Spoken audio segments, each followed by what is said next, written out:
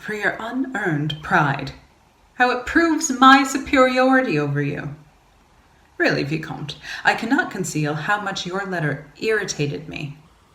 What have you done that I have not surpassed 1,000 times?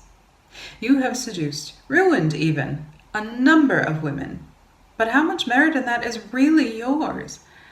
A handsome face, the result of mere chance. Grace, which is almost always given by experience.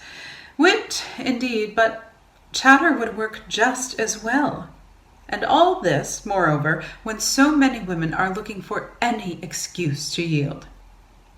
Where is the woman who does not possess more skill than you? We must win battles that you do not even realize you are fighting. For a man, a defeat is only one victory less. And after a victory, you can carry on the affair or end it however you choose. But a woman must carefully unloose ties you would simply cut. She and her reputation are at the mercy of her enemy, and only an imprudent woman lets herself be too overcome by love to see her future enemy in her present lover. You have seen me making formidable men my playthings, while keeping my reputation intact. Ought you not to have concluded that, since I was born to avenge my sex and to dominate yours, I must have created methods unknown to anybody but myself? When have you seen me depart from my principles? I say my principles, and I say it advisedly. Other women's principles are picked up by chance and followed from habit. I created mine, and I can say that I am my own work. I entered society as an unmarried girl, expected to do nothing and say nothing. I used this time to observe, not what people said, but what they weren't saying. I learned to govern my face. If I experienced some joy, I practiced an air of disinterest. I would even cause myself voluntary pain while seeking to smile. I was still very young, and I had nothing to my name but my thoughts. I felt indignant that they might be snatched from me. I watched over what I said. I learned to read expressions. I was not yet 15, and already I possessed the talents to which most of our politicians owe their reputation. And still, I considered myself a beginner. Like all young girls, I tried to guess at love and its pleasures. I did not desire to enjoy. I wanted to know. Upon my marriage to Monsieur de Merteuil, I looked forward to the moment which would enlighten me, and I needed premeditation to show embarrassment and fear. This first night, which is generally thought to be so cruel or so sweet, was for me simply an opportunity for experience, in both pain and pleasure. I saw nothing but facts to collect. This kind of study soon began to please me. But faithful to my principles, I resolved from the mere fact that I was moved by it to appear unmoved to my husband.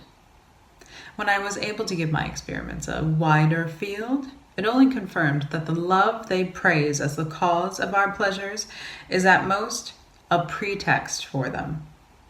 My husband soon died, as you know, and I spent my year of mourning deep in study. I read the severest moralists to learn what one could do, what one ought to think, and how one ought to appear. When the year was over and I could return to society, all it took was a little trifling heedlessness on my part, drawn back to the side of good, as I claimed, by the Christian Council of Women of Morals, to secure me forever both a band of prudish defenders of my reputation and my pick of lovers. Then I began to display on the great stage the talents I had procured myself. My first care was to acquire the reputation of being invincible. I accepted the attentions only of men who did not please me, and thus gained the honors of resistance, while yielding without any fear to whichever lover I really preferred. An apparent confidence, the flattering idea each of them had that he was my only lover, These procured me their discretion. I have found it less dangerous to be mistaken in my choice than to allow myself to be fathomed. But when these other methods failed me, I have foreseen the time of breaking things off and smothered with ridicule or slander any credence these dangerous men might have obtained. These precautions, and the further ones of never writing and never giving up any proof of my defeat, may seem excessive, but to me, they never seemed sufficient. I had descended into my own heart, and I studied in it the heart of others. There I saw that everybody keeps a secret in it which he must not allow to be revealed, a truth of which the story of Samson might only be an ingenious parable. You see me constantly practice what I tell you here, and you doubt my skill? Well, think of the time when you paid your first attentions to me. No one had ever flattered me so much. I desired you before I had seen you, seduced by your reputation. I felt you were lacking to my glory. I burned to wrestle with you hand to hand.